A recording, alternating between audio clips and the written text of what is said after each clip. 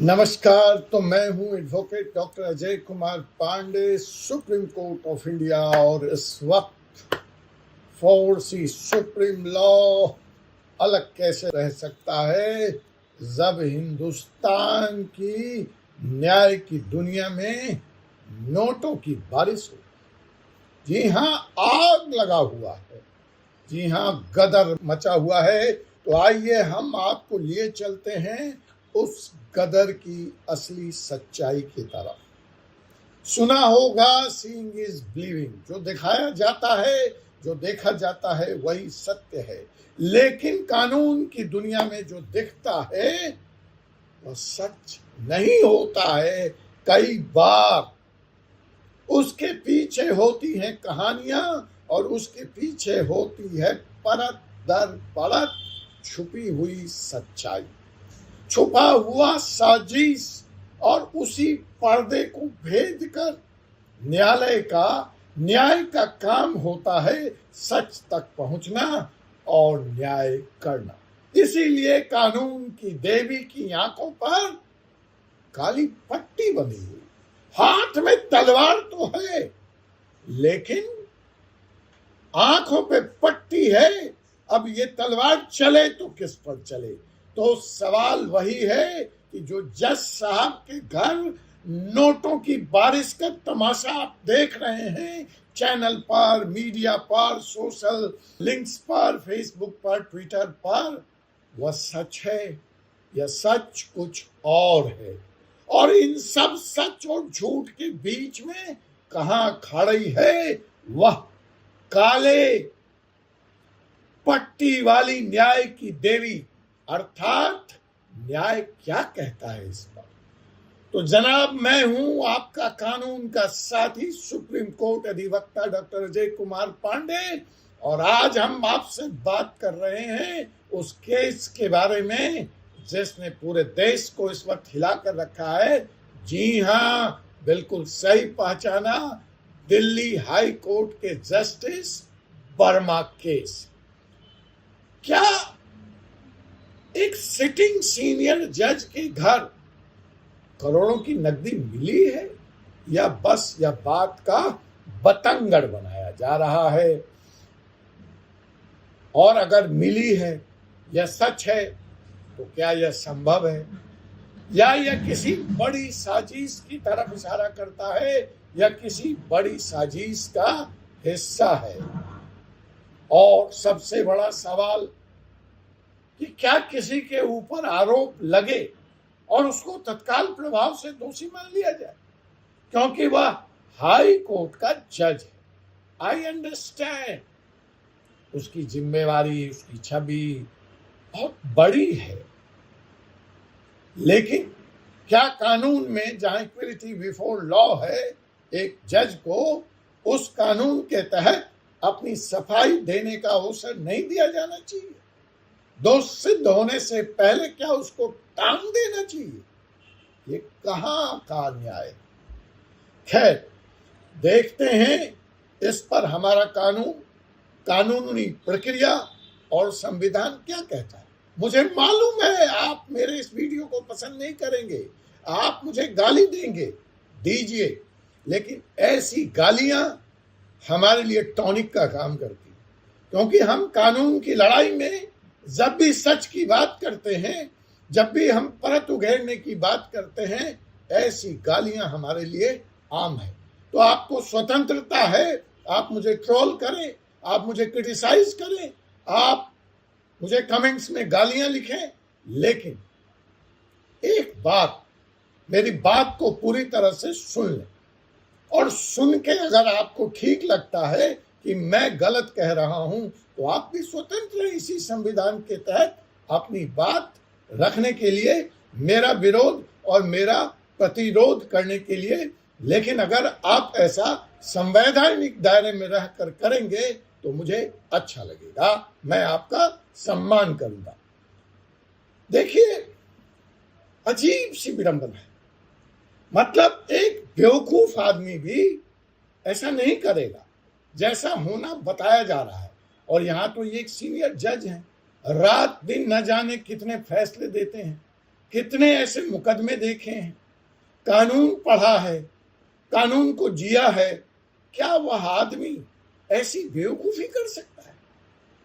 जज का सरकारी बंगला या किसी मंत्री का सरकारी बंगला या किसी आईएएस आईपीएस अफसर का सरकारी बंगला या किसी फौज के बड़े अधिकारी का सरकारी बंगला देखने में निजी लगता है, देखने में प्राइवेट लगता है। अगर आप अंदर से उस बंगले की कहानी जानते हैं, गए हैं, तो आप इस बात पर कतई यकीन नहीं करेंगे। इस बंगले में कुछ भी प्राइवेट नहीं होता, इस बंगले में कुछ भी निजी नहीं होता। कभी मच्छर मारने के नाम पर, कभी फूल पौधा ठीक करने के नाम पर, चूना और रोगन करने के नाम पर वहां लगातार भिन्न भिन्न एजेंसियों के कर्मचारी का आना जाना लगा रहता है। इंच इंच तक उनकी पहुंच होती है। सीपीडब्ल्यूडी और पीडब्ल्यूडी ये किसी प्राइवेट सोसाइटी या बंगले की तरह नहीं होता जनाब। पुलिस और इंटेलिजेंस एजेंसी सुरक्षा के दृष्टिकोण से भी कि उनके ऊपर कहीं कोई घात तो नहीं लगाया है, कोई हमला तो न कर दे, इसलिए लगातार उनकी निगरानी और स्क्रूटनी जारी रहती है, भिन्न भिन्न तरीके से, सादे बेस में। और फोन कॉल, उनका मूवमेंट और विजिटिंग रजिस्टर सब कुछ रिकॉर्ड होता है, सब कुछ लोकल थाने की जद में होता है, उनका बॉडीगार्ड। तो जब किसी जज का बंगला, उसका बंगला है ही नहीं, वो निजी है ही नहीं, वो प्राइवेट है ही नहीं, वह इतनी सारी निगरानियों के जद में है, सीसीटीवी कैमरे लगे हुए हैं वहां, लगातार विभिन्न सुरक्षा एजेंसियों के अधिकारी और कर्मचारी वहां तैनात हैं सुरक्षा देने के लिए। उसके मूवमेंट से पहले लोकल थाना, ट्रैफिक पुलिस सब कुछ इन्फॉर्म्ड है। तो भला कोई न्यायाधीश इतना ना समझ होगा कि करोड़ों की नकदी को वह ऐसे सार्वजनिक जगह पे छिपा कर रखे? मेरी समझ से तो बाहर है साहब। आप सोचिए और कमेंट में बताइए। यह एक लेमैन लॉजिक के भी खिलाफ है। बेवकूफ से बेवकूफ आदमी जो थोड़ी बहुत भी कॉमन सेंस, मदर विट रखता होगा, वैसी हिमाकत नहीं करेगा। और तो और चलिए मान लेते हैं कि ये जज साहब इतने ही नासमझ थे, इतने ही इनोसेंट थे। अब देखिए दूसरी बेवकूफी, आग लग गई। अरे और किसी को तो आग लगने, फायर ब्रिगेड होने के आने के बाद पता चला, जज साहब और उनके घर वालों को, जिन्होंने खुद ही फोन करके फायर ब्रिगेड को बुलाया, उनको तो पता था कि वहां से क्या निकलने वाला है। ऐसी हालत में ये दूसरी बेवकूफी या दूसरी नासमझी, आप बैल मुझे मार, मतलब चोर खुद ही पुलिस को कह रहा है, आओ यहां रखा है माल, करो बरामद और कर लो मुझे गिरफ्तार। अरे हद दर्जे की साजिश है साहब। अगर ये साजिश भी है ना, तो मैं मान गया ये साजिश करने वाले ना बम्बैया फिल्म शायद देखकर ऐसी प्लानिंग की। कम से कम शर्लक होम्स का उपन्यास पढ़कर किए होते, जासूसी उपन्यास पढ़कर, या वो जो बेचारा वो सीबीआई वाला सीरियल आता है, या ये जो कई सारे कानूनी सीरियल आपके चैनल्स पे आते हैं, उसको देखकर कुछ किए होते तो समझ में आता भाई यह कैसी बचकानी साजिश है जिसका ताना बाना बुनने से पहले ही फट गया। तो रिपोर्ट्स के अनुसार जस्टिस वर्मा ने खुद ही फायर ब्रिगेड को कॉल किया और कहा, आओ ये जले हुए नोटों के बंडल ले जाओ और मेरे हाथों में अपराधी होने का, मेरे गले में तख्ती टांग दो, मेरे बंगले के बाहर एलिज्ड एक्यूज्ड की तख्ती टांग दो। अरे भाई अगर किसी को कुछ छुपाना ही होता तो क्या वह खुद किसी सरकारी एजेंसी को बुलाता? क्या आग इतनी गंभीर लग गई थी कि जान जा रही थी और उनके सामने जेल जाने और जान बचाने में से एक विकल्प था तो उन्होंने जेल जाने का विकल्प चुना और जिंदा रहने का विकल्प चुना। वाह, आप खुद कह रहे हैं कि जस्टिस वर्मा घर में नहीं थे, उनकी पत्नी घर में नहीं थी, तो था कौन कौन? कौन सी आफत पड़ी थी? जल जाने देते, स्टाफ को इंस्ट्रक्शन देते, पानी फेंको, गार्डन से आग बुझाओ, किसी को घुसने मत देना जब तक हम आ नहीं जाते हैं, देखो क्या हो सकता है। बट ऐसा कुछ भी नहीं हुआ, बल्कि जस्टिस वर्मा ने आप बैल मुझे मार की तरह दमकल बुला ली। और यह गलती नहीं बल्कि एक साफ सुथरे इरादे की निशानी है कि उनके पास छुपाने को कुछ भी नहीं था। देखिए, सत्य क्या है मैं भी नहीं जानता, लेकिन एक वकील की तरह जो परिस्थिति जन्य साक्ष्य है, जो लॉजिक है, उसके आधार पर मैं ये विश्लेषण कर रहा हूं। आप इससे असहमत हैं तो मुझे तर्क दीजिए, मेरी समझ से तो बाहर है।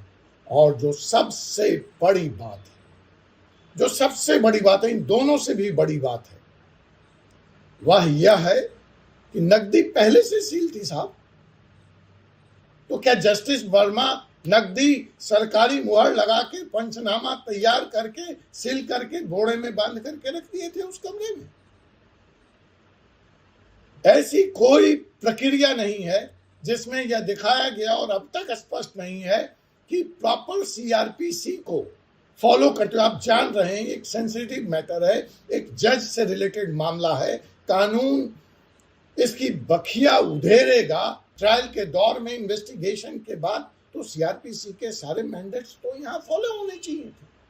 आपने न कोई पंचनामा बनाया, न कोई सीजर मेमो बनाया, नकदी सिल अवस्था में मिलती है।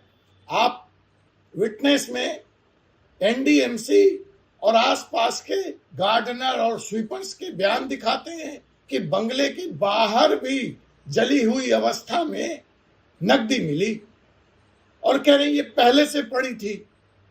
तो क्या आग कई दिन से वहां लगी हुई थी? और नकदी जब आपने सील कर लिया बंगले के अंदर, तो बंगले के बाहर कैसे गई? ऐसे कई अनुत्तरित सवाल हैं जिसका जवाब इन्वेस्टिगेशन एजेंसी को देना पड़ेगा साहब। और तो और, ऐसे सेंसिटिव मामलों के वीडियो और फोटो तुरंत मीडिया में लीक कर दिए गए। ऐसा होता है क्या? ऐसा होता है किसी अपराध में? मीडिया वाले अगर उनको जानकारी भी लग गई, उनको वो वहां पहुंच भी जाते हैं, तो उनको एक्सेस नहीं दिया जाता है, उनको रोक दिया जाता है, उनको भगा दिया जाता है। और यहाँ इतने बड़े जज के घर ये कार्रवाई हो रही है और फोटो और मीडिया आपने लीक कर दिया। वाह जी वाह। तो यह भी सवाल है कि और अब आपको सोचना पड़ेगा यह सब यूं ही हुआ जैसा बताया जा रहा है, या सब कुछ एक तय योजना के तहत तैयार रखा गया था और पटकथा किसी हिंदी फिल्म, सतही हिंदी फिल्म, सस्ती हिंदी फिल्म, लूज स्क्रिप्ट वाली फिल्म की तरह उस पटकथा को निरूपित किया गया, एक्ट किया गया।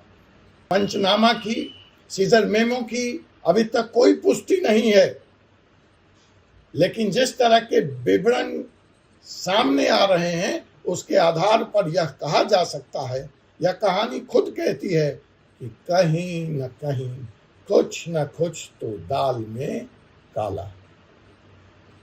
कुछ न कुछ तो गड़बड़ झाला है साहब। अब आते हैं इसके आगे, न्याय प्रक्रिया पर, न्यायालय पर, जजेस पर, वकीलों पर।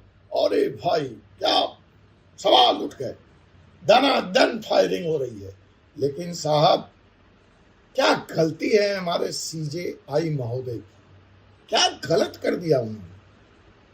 कंप्लेन आई, इतने सीनियर जज के खिलाफ आई, उन्होंने तुरंत उसको एक्नॉलेज किया, उसको ठंडे बस्ते में नहीं डाल दिया, रिपोर्ट मंगा ली, इन हाउस जांच प्रक्रिया शुरू कर दी और सब कुछ वेबसाइट पर सार्वजनिक कर दिया। न देरी और न बचाव। इतना ट्रांसपेरेंट है सब कुछ, इतनी पारदर्शिता कभी नहीं देखी गई, दुर्लभ है। फिर भी पूरी व्यवस्था को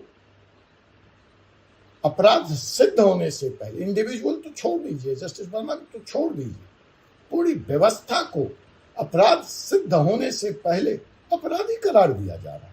ये कैसा न्याय है?